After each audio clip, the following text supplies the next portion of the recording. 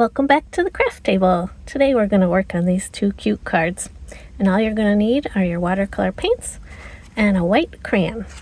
Or you can experiment with other color crayons as well. So I have two brand new ones here to work on. And what I like to do is take the white crayon. You can also experiment with red or pink or blues, whatever color, have fun with it. But I'm going to do these in white just to get started. And you can either go about this two different ways. One way is to just draw the 4 hearts in your white crayon. You kind of got to get at an angle sometimes to see where you actually drew because it blends in. But just kind of draw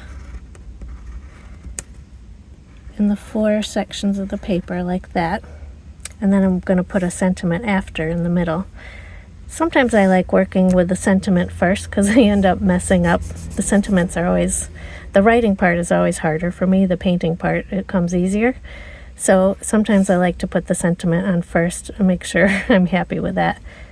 And then you can just add in your crayon hearts. And you don't have to be perfect about it. These are handmade. Can look folksy, or it doesn't have to be perfect in any way or matter. So now you got your hearts on there. This one I'm going to try to do in more of the warm pinky colors. Let's bring my watercolors over here. I think I need a bigger table. Alright, so I'm just using these Kuretake. These are the Art Nouveau set, and they're kind of pastel-y. I like these a lot. So I'm going to go into the light pink, and I just use the number 6 brush. It's kind of a medium size, and you just see where your heart was and just kind of go over it. You can add more paint to make it stand out.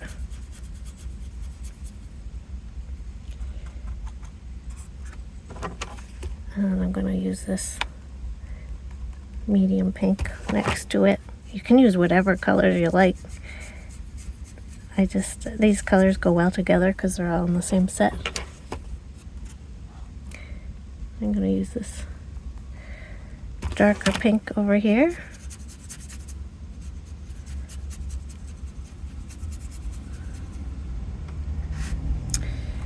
And this is a brown from my other Kuretake set. I stuck him in there. Sometimes I rearrange my paints when I'm doing something, a project. Now you can see why sometimes it's beneficial to do the sentiment first, because I kind of didn't leave a whole lot of room there for the words. You can always use pencil too if you want to write it in or show where you need to, like if you want to make a box to not paint in, to erase later. So I'm going to set that aside to dry.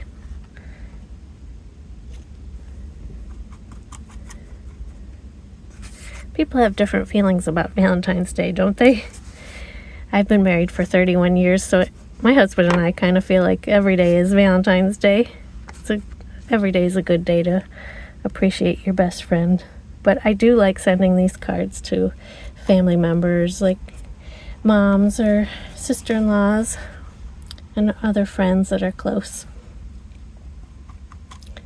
It's a special time of year to appreciate your friends. I'm going in here. This is from my other set too, but just using a dark blue here.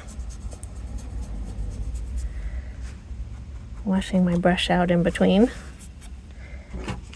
And this is with this set, this blue, it's kind of a medium blue. But just use whatever paints you have, even if you have paints from your kids that are not very fancy. Just have fun and get started. You can always invest in fancier paints later. That's what I did. I started with a very basic set, and I fell in love with watercolor, and over time I've discovered these Kiritaki, and I love them, and I've used them for years. They're my favorite. I love them because you can get such a saturated color, and you can also get the very pale, watered down look as well. Let's see, I'm just using different blues and greens.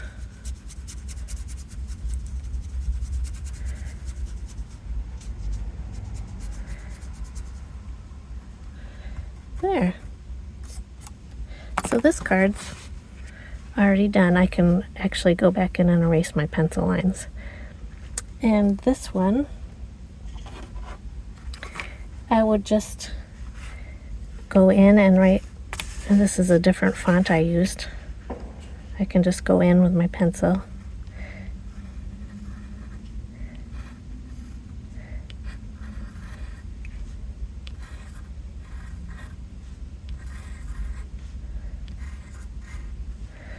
And you don't have to add the little hearts. I was just experimenting. So I like to write it in with pencil and see if I like it. And then if I want a more bold font, bold appearance, I use the Sharpie pen, or you can use other brush pens. Everything's still a little damp, but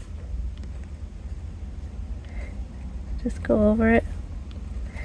Take your time.